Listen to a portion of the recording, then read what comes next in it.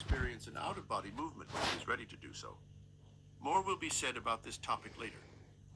In addition, by resonating with the Earth's electromagnetic sphere, the human body creates a surprisingly powerful carrier wave to assist the mind in communication activity with other human minds similarly tuned. 11. Consciousness and energy.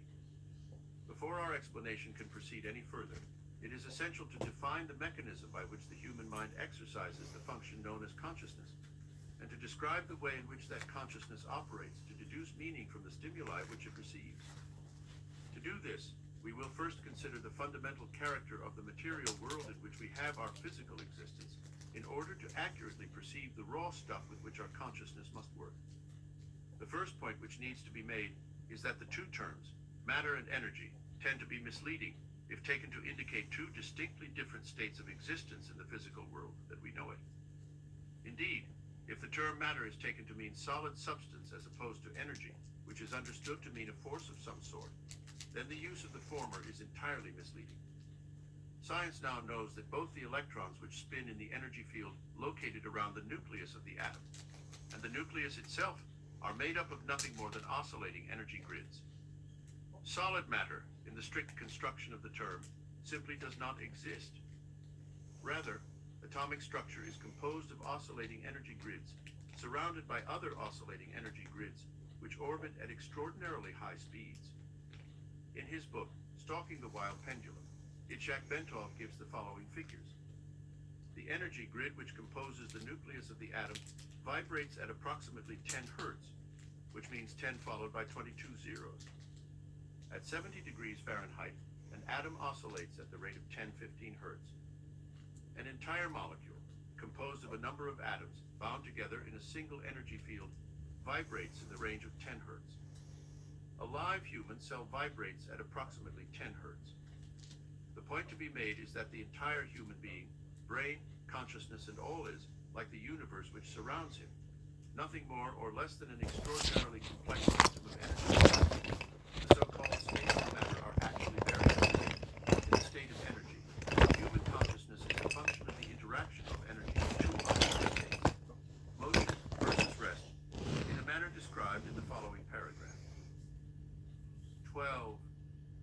Holograms. Energy creates, stores, and retrieves meaning in the universe by projecting or expanding at certain frequencies in a three-dimensional mode that creates a living pattern called a hologram. The concept of the hologram can be most easily understood by using an example cited by Bentov, in which he asks the reader to visualize a bowl full of water into which 3 pebbles are dropped. As the ripples created by the simultaneous entry of the 3 pebbles radiate outward towards the rim of the bowl, Bentov further asks the reader to visualize that the surface of the water is suddenly flash frozen, so that the ripple pattern is preserved instantly. The ice is removed, leaving the 3 pebbles still laying at the bottom of the bowl. Then the ice is exposed to a powerful, coherent source of light, such as a laser. The result will be a three-dimensional model or representation of the position of the 3 pebbles suspended in midair. Holograms are capable of encoding so much detail that, for example, it is possible to take a holographic projection of a glass of swamp water and view it under magnification to see small organisms not visible to the naked eye when the glass of water itself is examined. The whole concept of holography, despite its scientific implications, has only been known to the physicist since the underlying mathematical principles were worked out by Denis Gabor in 1947. He later won a Nobel Prize for his work. Laboratory demonstration of Gabor's work only occurred years later, following invention of the laser.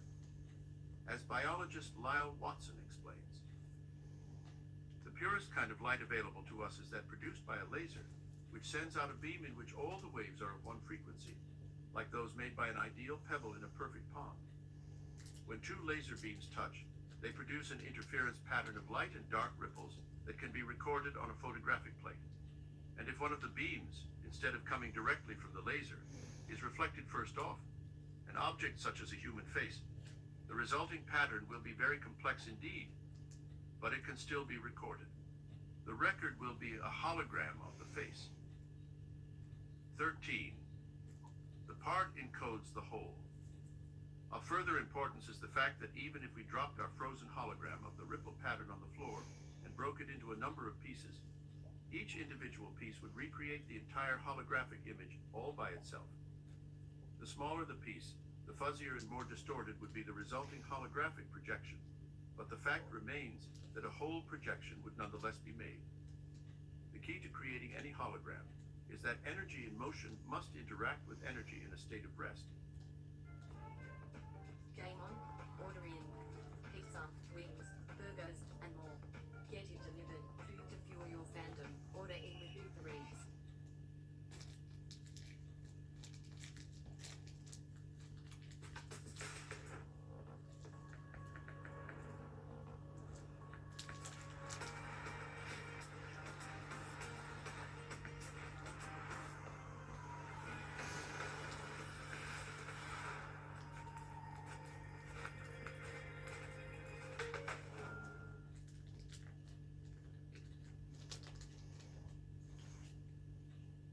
Non-motion.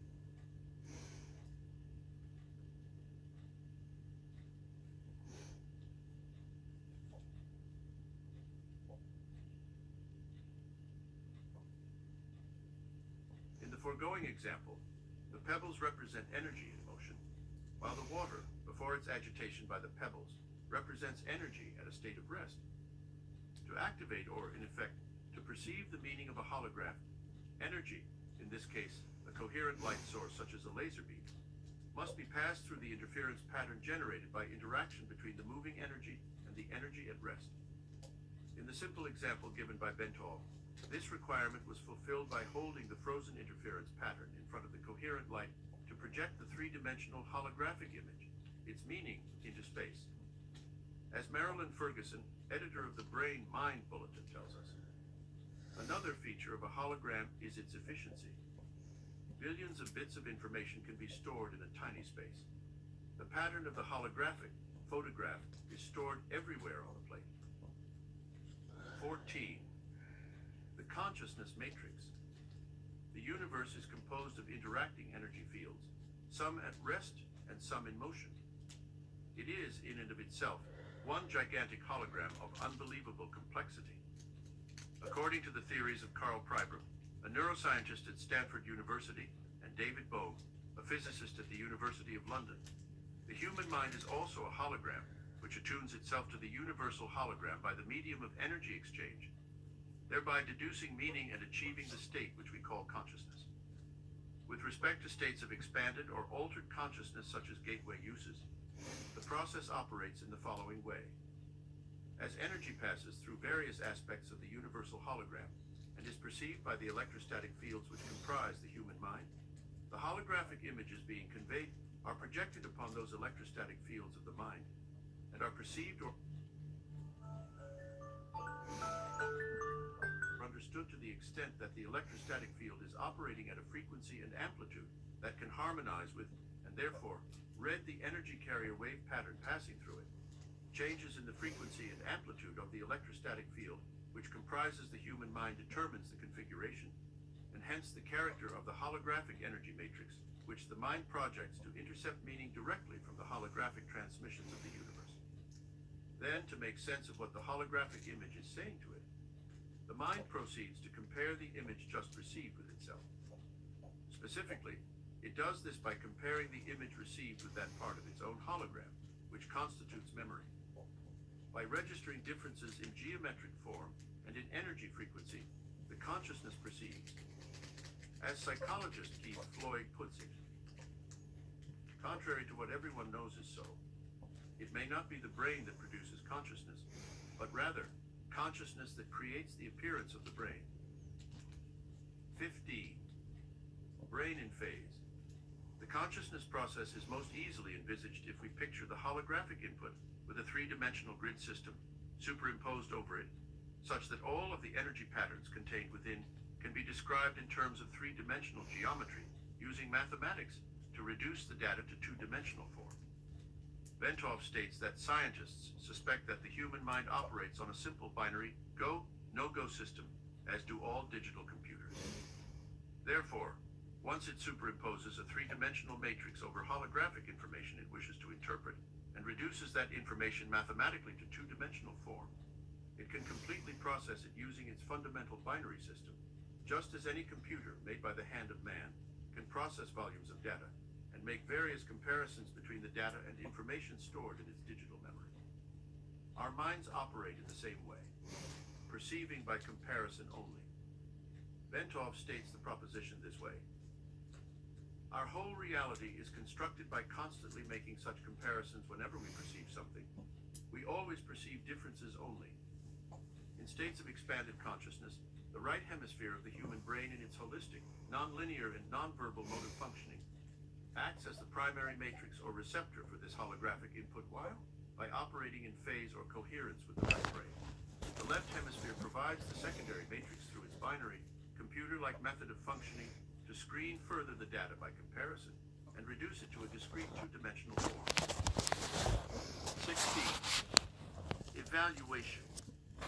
To the extent that Gateway succeeds in bringing about a refinement in energy matrix of the mind, it succeeds in expanding or altering human consciousness so that it can perceive without recourse to the intercession of the physical senses, such that ever more of the universal hologram, not of course accessible by sense perception, can ultimately be perceived and understood. Marilyn Ferguson has written that the theories of Pribram and Bohm appear to account for all transcendental experience, paranormal events, and even normal perceptual oddities. She goes on to say of Pribram, currently he is proposing a startling, all-encompassing model that is generating considerable excitement among those intrigued by the mysteries of human consciousness. His holographic model marries brain research to theoretical physics.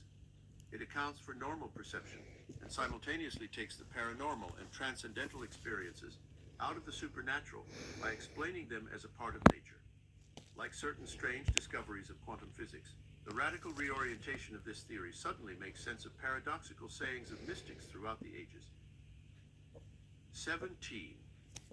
Self-cognition. To complete our outline